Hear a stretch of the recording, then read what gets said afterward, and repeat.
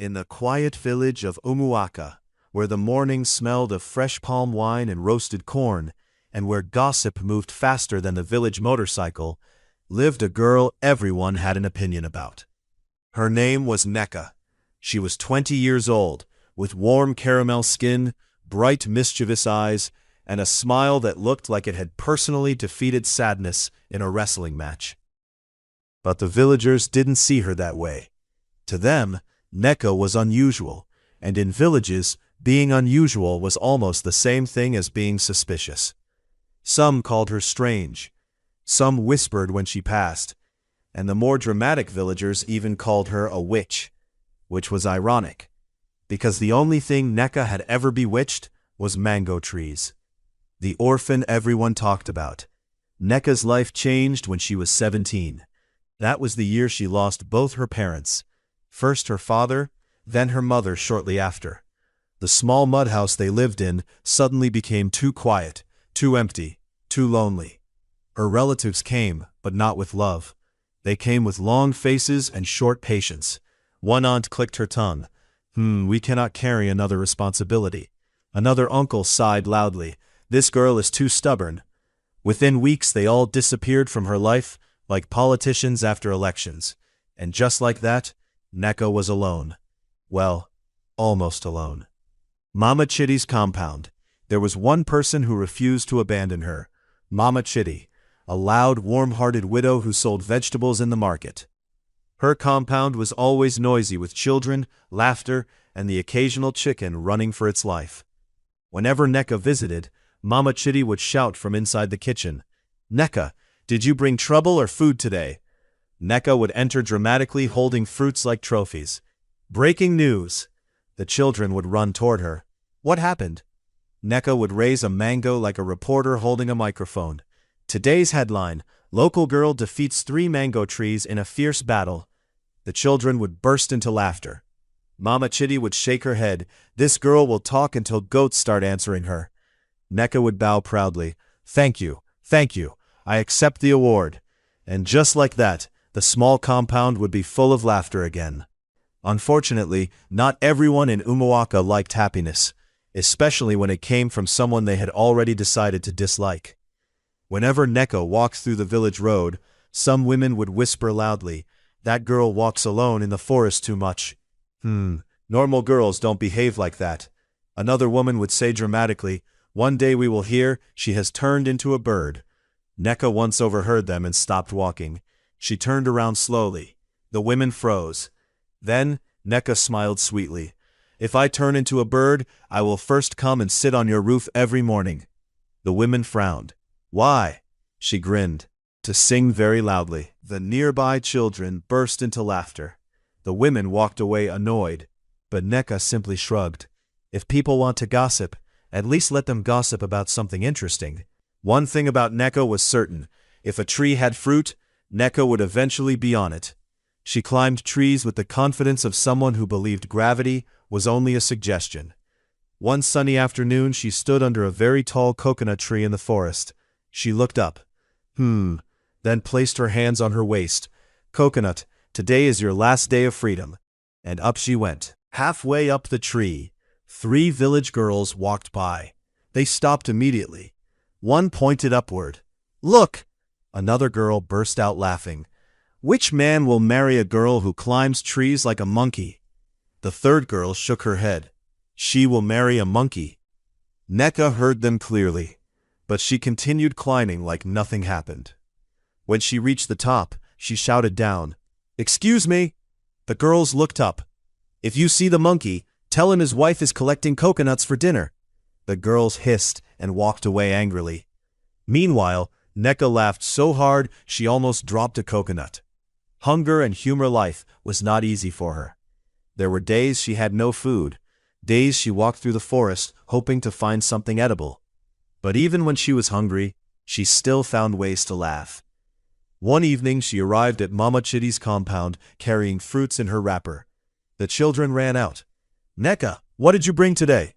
She dropped the fruits on the ground dramatically.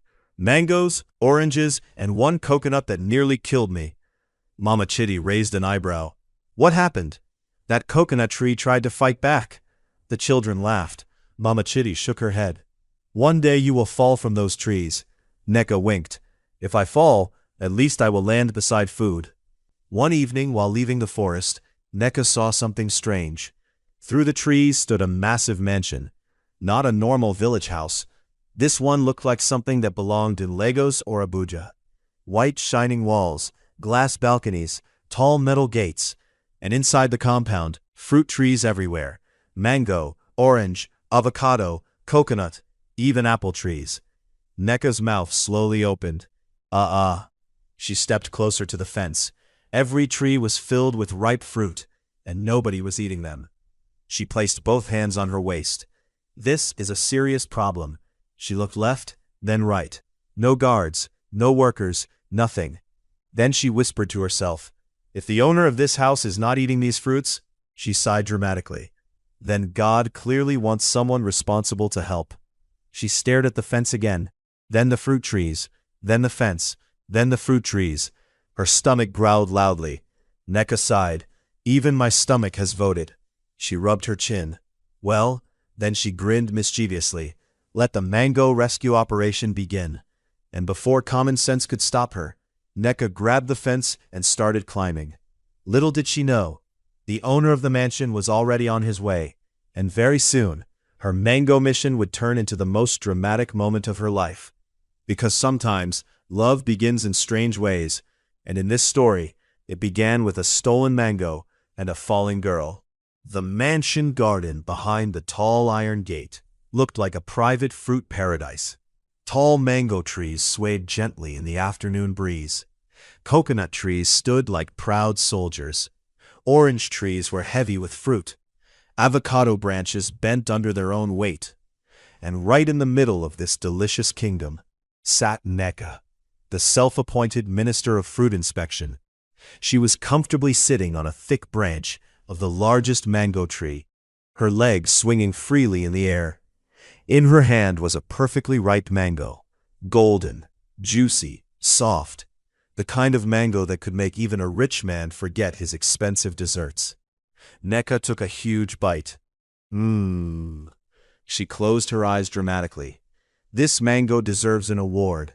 She looked at the mango again. "Who planted you? Let me greet the person." She took another bite. Juice dripped down her fingers.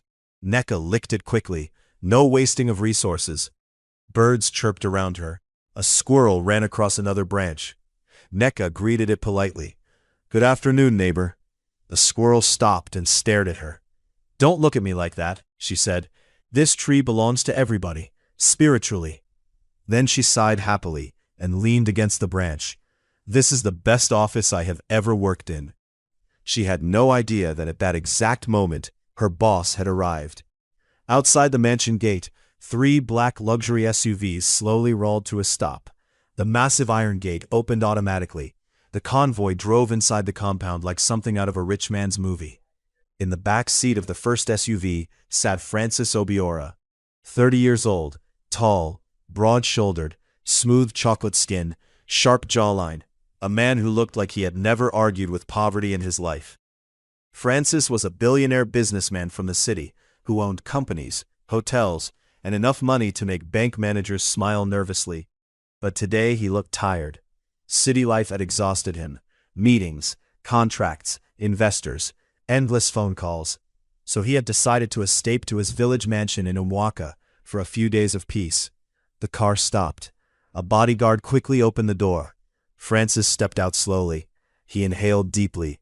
Fresh air. Birds singing. Quiet. He smiled slightly. "This place is peaceful." Right then his phone began to ring. Francis sighed immediately. He didn't even need to check the caller ID. There was only one person who called him exactly like this, his mother. He answered, "Yes, Mama." Her voice exploded through the phone like fireworks. "Francis, have you reached the village safely?" "Yes, Mama." "Are you sure?" "Yes, Mama." "You didn't drive too fast?" "No, Mama." "Did you eat?" Francis rubbed his forehead. "Mama, I just arrived." She ignored that. "Listen carefully." Francis closed his eyes. Whenever his mother said that sentence, danger was coming. "You are 30 years old now. Here it comes. You need a wife." Francis sighed. "Mama, while you are in that village, find a good girl, and marry her. Francis started walking slowly through the garden while still holding the phone. Mama, I came here to rest. You will rest with your wife. Mama, you think I don't know your type? All those city girls with long nails? Francis stopped under the big mango tree. Mama, please, you must marry before you come back. Above his head, Neka was still sitting comfortably on the branch. She had finished one mango and was already starting another one. She spoke to the mango. Your friend was delicious. She took a bite. Then suddenly, a small piece of mango slipped from her hand and dropped, plop, right beside Francis's shoe. Francis frowned. He looked down. Then slowly, he looked up and froze. On the branch above him sat a girl holding a mango like stolen evidence. Her cheeks were full of mango. Her fingers were sticky. Her eyes were wide with shock. Both of them stared at each other. 5 seconds passed. 10 seconds. Neither moved. Then Neka whispered softly to herself. Oh no. Francis blinked slowly. On the phone his mother was still talking. Francis, are you listening to me? But Francis wasn't listening anymore. He was staring at a mango thief sitting in his tree. Neka panicked. How will I escape? Her brain began calculating possibilities. Jump and run? Pretend to be a bird? Become invisible? Unfortunately, none of those skills were available. Then suddenly, the branch shook. Neka screamed. Ah! She slipped. Her feet lost balance. And before gravity could be negotiated, Neka fell from the tree. Francis reacted instantly. He dropped his phone and stretched his arms. Thud. Neka landed directly in his arms. For a moment, everything froze. Neka looked up at him. Francis looked down at her. They were very close. Too close. Close enough to feel each other's breath. Close enough to notice things. Her bright eyes. Her soft caramel skin. The mango scent on her lips. Neka suddenly gasped. Ah! Francis blinked. You caught me. She looked confused. I mean, you caught me stealing. He tried not to laugh. He gently placed her on the ground. Immediately, Neka dropped to her knees dramatically. My lord, please forgive me. Francis raised an eyebrow. My lord? She raised both hands. I came in peace. You broke into my house. She pointed to the mango. I came for mango diplomacy. Mango, what? Hunger negotiations. Francis almost laughed. How did you enter my compound? She pointed proudly. The fence. You climbed the fence? Yes. You climbed the tree? Yes. You stole my mango? She held up the half-eaten mango. Francis finally burst into laughter. Real laughter. Deep laughter. He hadn't laughed like that in years. He wiped his eyes. What is your name? Neka. And why are you stealing fruit? She sighed dramatically and placed her hand on her chest. I am not stealing. Oh, really? I am conducting emergency hunger operations. Francis laughed again. Then she suddenly became quiet. She looked down. I was hungry. Her voice softened. I am an orphan. For a moment, the humor faded. Francis studied her face carefully. Then he sighed. Stand up. She stood slowly. You won't punish me? No. Her eyes widened. Really? Yes. Her face suddenly lit up. Ah, God bless you. Then she quickly added, if you ever need fruit-tasting services, I am available. Francis laughed again. Go home, Neka. She nodded and started walking away. Halfway to the gate, she turned around and shouted, Your mango is very sweet. Francis shook his head, smiling. That girl. He had no idea that this ridiculous moment, this strange encounter with a dramatic mango thief, was about to completely change his life. And that night, inside his luxurious modern bedroom, while sleeping on a bed worth more than most village houses, the only thing Francis Obiora would dream about was a girl laughing on a mango tree. He was staring at the ceiling and thinking about a mango thief. A billionaire's problem. Francis turned to the left side of the bed. He sighed. Then he turned to the right side. He sighed again. This is ridiculous. He sat up suddenly. Why am I thinking about that girl? He rubbed his face. I run companies worth billions. He pointed at himself. I negotiate with international investors. Then he sighed again. And today, I spent 10 minutes arguing with a girl who said she was conducting hunger negotiations. He lay down again. Eventually, sleep finally defeated him, and then the dream came. In the dream, he was walking through the garden again. The mango tree stood tall, and Neka was sitting on the branch again. She waved at him happily. Welcome back, mango landlord. Francis crossed his arms. You're stealing again. She shrugged. Research continues. Then she suddenly jumped down from the tree, but this time, instead of falling, she landed gracefully. Then she walked closer to him. Closer, closer. Her eyes sparkled. You should eat mango too, she said softly. Then she leaned forward. Francis suddenly woke up. He sat upright in bed, breathing heavily. What kind of dream is this? He looked at the clock. 2:13 a.m. He sighed. I am dreaming about a fruit thief. He lay back down, but sleep refused to return. Early the next morning, Francis decided to take a walk in the garden. The sunlight was just beginning to stretch across the compound. Birds sang from the tall trees. The air smelled fresh. As he walked toward the mango tree, something caught his attention. A small, colorful scarf lay on the ground near the tree trunk. Francis bent down and picked it up. He stared at it quietly. Then he remembered. Neka. He looked up at the mango tree again. For some strange reason, he smiled. Meanwhile in the village, back in the village center, a group of girls had gathered near the roadside well. And like most village gatherings, the topic of conversation had already become Neka. One girl scoffed loudly. I saw her yesterday. Another leaned forward. Where? Coming from the rich man's mansion. The third girl gasped dramatically. What was she doing there? The first girl rolled her eyes. What do you think? Probably stealing fruit again. Another girl snorted. That girl has no shame. But one of them looked worried. Still, the rich man talked to her. The others frowned immediately. Impossible. He's a billionaire. And she climbs trees like a squirrel. Another girl added jealously. Look at her feet. She even walks barefoot sometimes. The girls continued gossiping. None of them noticed that an old woman nearby was listening quietly. The old woman chuckled to herself. Jealousy is already cooking in this village.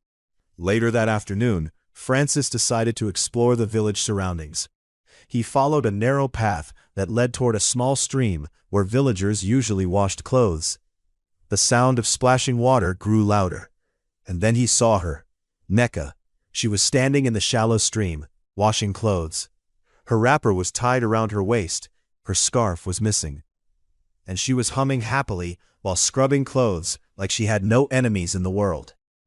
Francis leaned against a nearby tree and watched her quietly. She suddenly stopped scrubbing. She felt it. Someone was watching. Slowly she turned, and when she saw him, she froze. Her eyes widened. Ah! She quickly stood up straight. Good afternoon, mango landlord. Francis burst into laughter. Mango landlord? She shrugged. You own the mango tree. He walked closer and sat on a large rock near the water. You left something at my house. Her eyes widened. My dignity? Francis laughed. No. He raised the scarf. This. Neka gasped. My scarf. She climbed out of the stream quickly and grabbed it. Ah, I thought the forest spirits stole it. Francis smiled. You forgot it under the mango tree. She nodded seriously. That tree causes too many problems. Francis shook his head. You climbed it? Yes. You stole mango? Yes. You fell on me? That part was not in the plan. Francis laughed again. Then Neka suddenly looked at him carefully. You laugh a lot when you are with me. Francis raised an eyebrow. Is that bad? No, she smiled. It means I'm doing my job well. What job? The first real conversation. They talked for a long time, longer than either of them expected. Neka told him stories about the forest, about climbing trees, about Mama Chidi and the children, about villagers who believed she might secretly be a witch. Francis laughed so hard he nearly fell off the rock. You? A witch? She nodded proudly. Yes. What kind of witch climbs trees for mango? The hungry kind. Francis wiped tears of laughter from his eyes. Then he looked at her again. and something in his chest felt strange, warm, comfortable. Unfortunately, they were not alone. Two village girls passing through the path had stopped when they saw them. Their eyes widened. They whispered urgently, "Look, the billionaire! And he is sitting with Neka?" One girl nearly fainted from shock. "What is happening here?"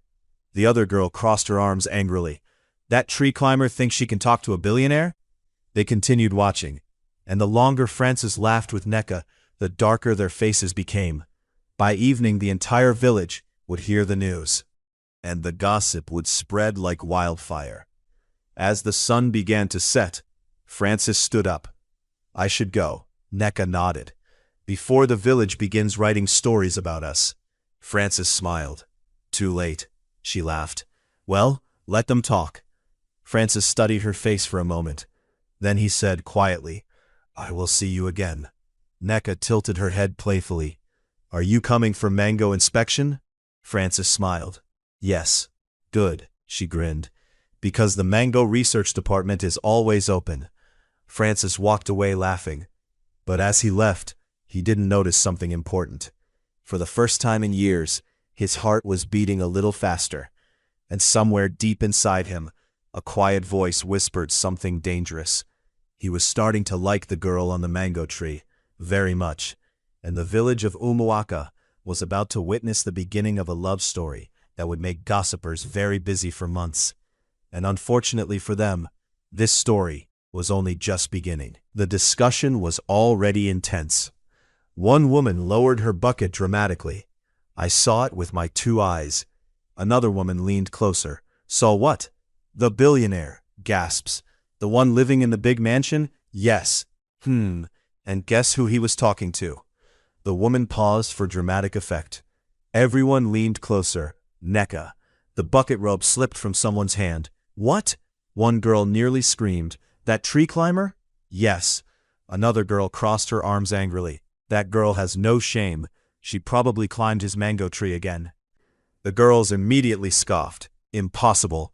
That rich man can marry anyone in the city. Why would he choose a girl who steals fruit?" But deep inside, jealousy was already growing. Meanwhile, the billionaire's problem. Inside the luxurious mansion, Francis Obiora was pacing inside his living room. The room itself looked like something from a rich man's dream.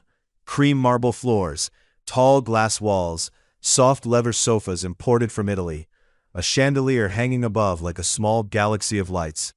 Yet the billionaire owner of this palace looked like a man suffering from a strange illness. He was thinking about Neka again. He stopped walking and spoke to himself. "This is ridiculous." He pointed at the ceiling. "I have meetings with international investors." Then he pointed toward the village. "And I am thinking about a girl who negotiates with mango trees." He sighed deeply. His assistant walked into the room. "Sir, your schedule for tomorrow." Francis raised his hand. "Cancel everything." The assistant blinked. "Everything?" "Yes." "Sir, you have a call with—" "Cancel." The assistant slowly nodded. "Yes, sir." Another staff member. "Our boss is in love." The staff member gasped. "With who?" The assistant whispered. "A mango thief." That evening, Francis decided to drive into the village to buy a few things from the local market. His sleek black car looked like a visiting alien among the dusty village roads. Children ran after the car shouting, "Big car! Big car!" Francis smiled as he drove slowly. Then suddenly, he saw someone walking along the roadside carrying a small basket. Barefoot, simple wrapper, confident walk. Neka. Francis immediately slowed down and stopped beside her. He rolled down the window. "Miss Mango Thief." Neka turned. Her eyes widened. "Ah, Mango Landlord." Francis laughed. "Where are you going?" She lifted the basket. "To the market." "What are you buying?" She looked inside the empty basket. "Hope." Francis raised an eyebrow. "Hope?" "Yes. For food." Francis burst out laughing. "You're unbelievable." She leaned closer to the car window. "You laugh too much when you see me." "That's your fault." She shrugged proudly. "My entertainment services are free." Then Francis looked at her carefully. "Come to dinner tonight." Neka blinked. "Dinner?" "Yes. At my mansion." She stared at him like he had just invited her to the moon. In that palace? Yes, she pointed at herself. Me? Yes. She scratched her head. Should I bring climbing equipment? Francis laughed loudly. No, because if I see Mango, I might forget myself. Just come for dinner. She thought for a moment, then grinned. Okay. Unfortunately for peace in Umuaka, 3 village girls were standing nearby, and they had seen everything. One of them nearly choked. Did you see that? The billionaire invited Neka for dinner? Their faces darkened instantly. That girl thinks she has won lottery. We will see how long this nonsense lasts. But their jealousy burned like fire. Later that evening, Neka arrived at the mansion. She stood outside the gate, staring at the building like a tourist visiting a royal palace. Chai, she whispered, this house is bigger than the village meeting hall. The security guard opened the gate. She walked inside slowly. Her eyes moved everywhere. Even the grass looks rich. Inside the mansion, a maid led her to the dining room. Neka stepped inside and froze. The dining table alone looked like it could feed 20 people. Golden lights glowed softly above. The entire room smelled like expensive food. Francis entered a moment later. Neka turned and gasped dramatically. Francis smiled. Sit. She sat carefully like someone sitting on a throne. Please, if I break anything, forgive me in advance. Dinner begins. Food was placed on the table. Rice, grilled chicken, vegetables, fresh juice. Neka stared at everything like she had just discovered heaven. She leaned closer to Francis and whispered, Are we expecting other people? No. All this food is for us? Yes. She sat back slowly. Rich people are living well. Francis laughed. She tasted the rice. Then suddenly she froze. Francis frowned. What happened? She looked at him seriously. If I eat too much, will you arrest me? Francis nearly choked laughing. No. Good. Then she started eating happily. Between bites she kept talking. Your house is beautiful. Thank you. But your mango tree is still the best part. Francis shook his head laughing. The night grows quiet. After dinner they moved to the living room. The soft golden lights made the room feel warm and calm. Neka sat on the couch looking around. Your chairs are very soft. Francis sat beside her. You like it? Yes. She leaned back comfortably. I feel like I am sitting inside a cloud. Francis watched her quietly. For the first time in years, his mansion didn't feel lonely. Then Neka suddenly stood up. It is late. You're leaving? Yes. He looked outside. The night had grown dark. The road to the village would be very lonely. You can stay here tonight. The maid had led Neka to the guest room earlier that night. When the door opened, Neka stopped walking. Her mouth fell open slowly. Chai. The room alone was bigger than the small house she used to live in with her parents. The bed looked like it belonged to a king. The white bedsheets were so clean, they looked like they had never met dust before. The curtains were long and silky. The air smelled like flowers and expensive soap. Neka turned slowly in a full circle. Even the pillows looked like they went to university. The maid smiled politely. If you need anything, just call. Neka raised both hands quickly. No, no, no. The maid blinked. Thank you. When the maid left, Neka walked slowly toward the bed. She poked it carefully with one finger. The mattress sank gently. Her eyes widened. This bed is dangerous. She sat down slowly. The mattress swallowed her halfway. Ah! She quickly stood up again. No wonder rich people don't like leaving their houses. She looked around the room again. Maybe I should sleep on the floor. But then she looked at the marble floor. That one is too rich too. Finally she sighed. Well, if I break this bed, I will just run away before morning. And she carefully climbed into the bed. Down the hallway in the master bedroom, Francis Obiora was also not sleeping peacefully. He lay on his bed staring at the ceiling. He sighed, then turned left, then right, then sat up. This is not normal. He rubbed his face. A billionaire businessman, disturbed by a girl who climbs mango trees. He stood up and walked toward the window.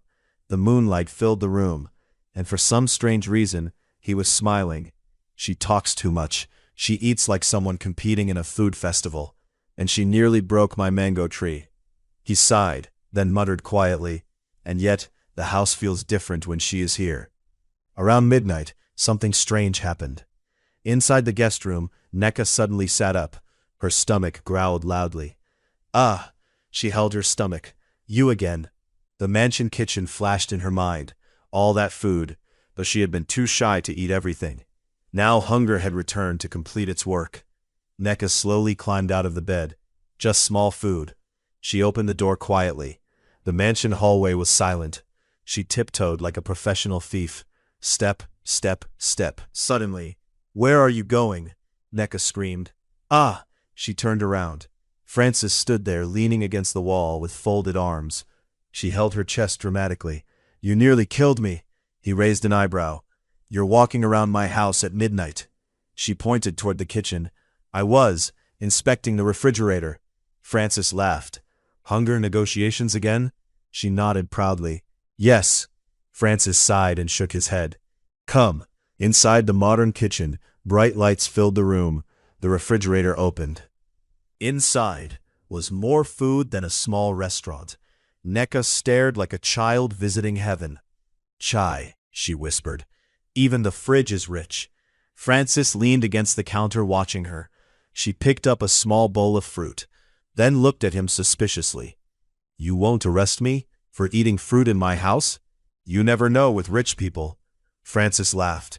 She took a bite, then another, then another. Finally, she looked at him and said, "You know something?" "What?" "If you had given me this food earlier, I would not have stolen your mango." Francis laughed loudly. "Too late now." She nodded seriously. "Yes."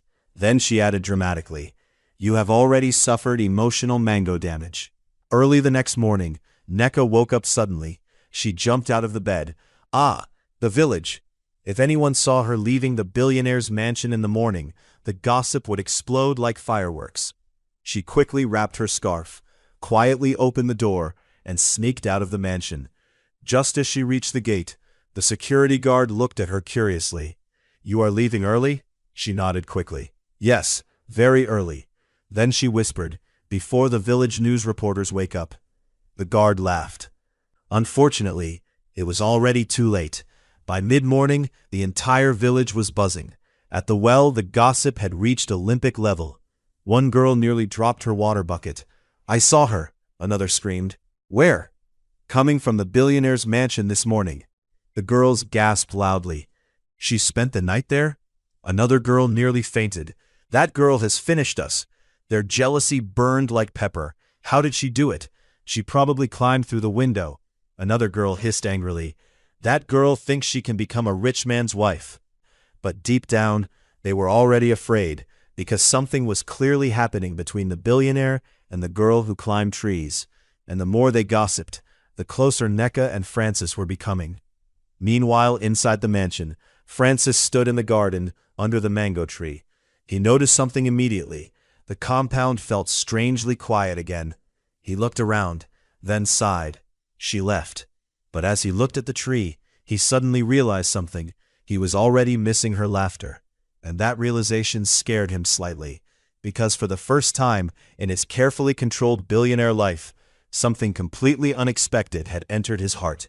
And her name was Neka. After several lively days in the village of Umwaka, a difficult moment finally arrived. Francis Obiora had to return to the city. Business was calling. Investors were waiting. Companies could not run themselves. Early one morning, the convoy of black SUVs waited outside his village mansion. The drivers stood beside the cars. The bodyguards adjusted their jackets. Everything was ready. But Francis was not. He stood on the balcony, looking toward the dusty road that led to the village. For some reason, he hoped someone would appear on that road. Someone dramatic. Someone who might shout, "Mango Landlord." But the road remained empty. Francis sighed. Well, back to work. He entered the car. The convoy slowly drove away from the quiet village. What Francis did not know was that he had just driven away from the one person who had already taken over his heart. Back in the city, life immediately returned to its usual rhythm. Meetings, contracts, phone calls. But something felt wrong. Inside his luxurious mansion, everything looked perfect. The marble floors shined. The chandeliers sparkled. The large glass windows showed the bright city skyline, yet the house felt strangely quiet. Too quiet. That night Francis lay on his enormous king-size bed, staring at the ceiling. He turned to the left, then to the right, then sighed loudly. This is ridiculous. He sat up. Why am I thinking about that girl? He stood up and walked to the window. The city lights glittered below, but instead of seeing the city, his mind showed him Nneka laughing under the mango tree. Her dramatic voice echoed in his memory. Your mango tree is very generous. Francis groaned. Wonderful. The next day at the office, things became worse. His boardroom was full of executives presenting important reports. A manager stood beside the screen. Sir, if we sign this contract, our profit margin will increase by 20%. Francis interrupted suddenly. Do mango trees grow well in the city? The room became silent. Everyone stared at him. The manager blinked. Sir, mango trees? Francis realized what he had said. He cleared his throat. Yes, continue. His assistant leaned toward another staff member and whispered quietly. Our boss is not in this meeting. Where is he? The assistant sighed. In a mango tree somewhere in the village. Mother knows something is wrong. That evening, Francis's mother visited the mansion. She sat in the living room calmly sipping tea. She looked at her son carefully. You look tired. I'm fine, Mama. You are lying. Francis looked away. Then she asked the usual question. So, did you find a woman to marry in the village? Francis stood up immediately. I have work. He tried to walk away, but she smiled knowingly. My son. He paused. You are in love. Francis didn't answer, but his silence said everything. Francis barely slept. He barely ate. One morning, his assistant walked into his office and froze. Francis was staring at a mango placed on his desk. Just staring. Sir? Francis sighed deeply. I think I am sick. The assistant panicked. Should I call a doctor? Francis shook his head slowly. No doctor can cure this. What kind of sickness is it? Francis leaned back in his chair. The kind that lives in a village. That night, Francis suddenly stood up. That's it. He grabbed his phone. Prepare the convoy. His assistant blinked. Sir, we are going back to the village. Searching for the mango girl. The next morning, the convoy of SUVs entered Umuaka village again. Dust rose as the cars stopped. Villagers stared in shock. The billionaire has returned. Francis stepped out immediately. Find Nneka. The bodyguards began searching the village, but no one had seen her. Finally, Mama Chidi spoke. She went to the forest. Francis turned to his guards. Search the forest. Meanwhile, inside the forest, Nneka was happily climbing another fruit tree. She dropped oranges into a basket below. Today we are eating like queens. Suddenly she heard many footsteps. She froze. Eh? The footsteps grew louder. Voices shouted her name. Nneka! Her eyes widened. Chai! She jumped down quickly and started running. I knew this day would come. Branches snapped behind her as bodyguards followed. Stop! She ran faster. I am innocent. Then one guard shouted loudly. Francis sent us. Nneka froze immediately. She turned slowly. You mean, Mango landlord? The guard sighed. Yes. She scratched her head. Oh. When they brought her out of the forest, Francis was standing beside his car. The moment he saw her, he walked toward her quickly. Without thinking, he pulled her into a tight hug. Nneka froze. Ah! Francis held her like someone who had finally found something precious. I missed you. She blinked repeatedly. You came all the way from the city? Because of me? Yes. She smiled slowly. That means your mango problem is very serious. Francis laughed softly. Come with me. To where? To the city. Her mouth opened. The city? Yes. She looked at the convoy, then shrugged playfully. Well, if the city has fruit, I am ready. Village gossip explosion. As the convoy drove away with Nneka inside, the village exploded with gossip. One jealous girl nearly screamed. He took her? That tree climber? Another girl hissed angrily. This is not fair. But an old woman laughed softly. I told you girls, the mango thief would become queen of the garden. Welcome to the city. When they arrived at Francis's luxury city mansion, Nneka stepped out of the car slowly. Her eyes widened. "Chai," she whispered. "This house is bigger than the entire village." Francis smiled. "Welcome home." At the entrance his mother stood waiting. She studied Nneka carefully, then smiled warmly. "So this is the girl who stole my son's heart." Nneka gasped. "Ah, Mama, I only stole mango." His mother burst into laughter and hugged her. Days passed. The mansion slowly filled with laughter again. Nneka brought life into the quiet billionaire home. One evening they stood together on the balcony, watching the glowing city lights. Nneka looked up at him. "You smile more now." Francis gently touched her cheek. "That's because of you." Her heart beat faster. The moment became quiet, soft. He leaned closer. Their lips met in a tender, lingering kiss. Nneka held him shyly but warmly, and they stayed close, sharing a deep moment of affection and growing love. That night, their relationship deepened into a stronger bond of romance and closeness. Jealousy begins again. But far away in the village, the jealous girls were still furious. One slammed her hand on the table. "That girl thinks she has won." Another whispered angrily, "We will see," because while love was growing stronger between Francis and Nneka, jealousy was also growing quietly. The night after their passionate confession, the entire mansion felt different. The air itself seemed to whisper love. Morning sunlight slipped through the tall windows of Francis' mansion, landing gently on the bed where Francis and Nneka lay sleeping. Nneka slowly opened her eyes. For a moment she panicked. "Where am I?" she whispered. Then she saw Francis sleeping beside her, his arm wrapped around her waist like he was afraid she might disappear. She smiled softly. So the billionaire did not dream yesterday," she murmured. Francis opened one eye. "I heard that." Nneka jumped. "You were awake?" Francis laughed lazily. "I woke up the moment you moved. My heart now has a special alarm for you." She covered her face shyly. "You talk too much, and you stole my heart," he replied. Meanwhile, jealousy was boiling. In the village, gossip had reached dangerous levels. Under the mango tree, the village girls gathered like a gossip parliament. Ada slammed her hand on the table. "I refuse to accept this," Ngozi shouted. "How can a billionaire ignore all of us and choose Nneka?" Another girl added dramatically, "Maybe she used village charm." One old woman walking past laughed loudly. "Charm? My daughters, the only charm that girl used is good character. Something you people forgot while busy fighting over men." The girls hissed, but the gossip only grew louder. Back in the city, trouble arrives. At the mansion gate, a luxury car pulled in. Out stepped Vanessa, Francis' ex-girlfriend, beautiful, rich, and extremely dramatic. She marched into the house like a storm. Francis' mother looked at her calmly. "Vanessa, why are you here?" Vanessa flipped her hair. "I came to see my fiancé." From the staircase, Francis' voice thundered. "Ex-fiancé." Vanessa froze. Then she noticed Nneka standing beside him. Her eyes widened. This village girl?" Nneka folded her arms. "Yes, the same village girl that has the man you're shouting about." Francis almost laughed.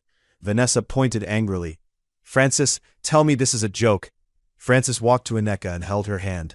"This is not a joke. This is my future wife." The entire living room went silent. Vanessa gasped, like someone had stolen oxygen. "You chose her over me?" Francis shrugged.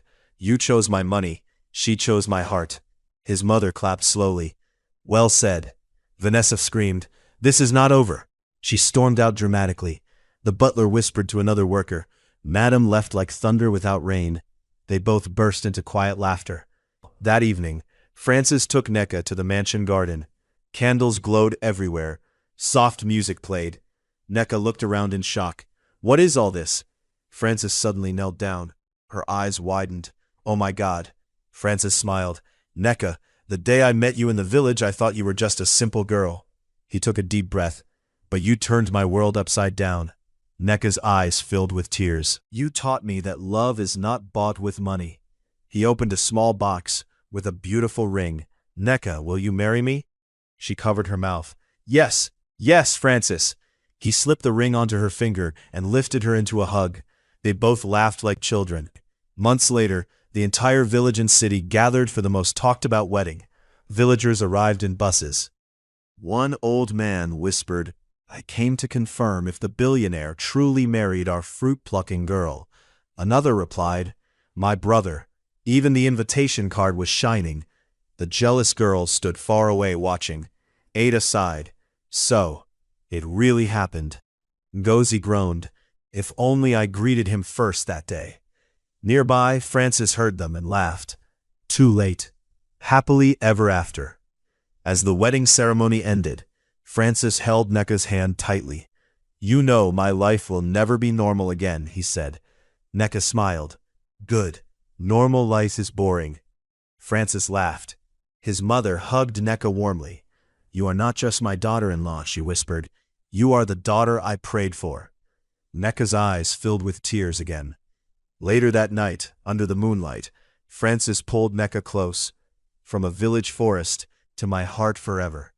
Nneka smiled softly, and from a billionaire's mansion to true love. They kissed as the celebration music echoed through the night, and the villagers would talk about their love story for many generations. Never look down on people because of their background. Many people in the village laughed at Nneka, and some city people doubted her. But in the end, she became the woman who captured Francis's heart. This reminds us that great destinies can come from humble beginnings. Follow your heart, but remain respectful and humble. Francis followed his heart to find Nneka, and Nneka stayed humble even when she entered a life of wealth. Their love succeeded because it was built on respect, loyalty, and sincerity. If you enjoyed this story, like and subscribe for more of the Billionaire love story.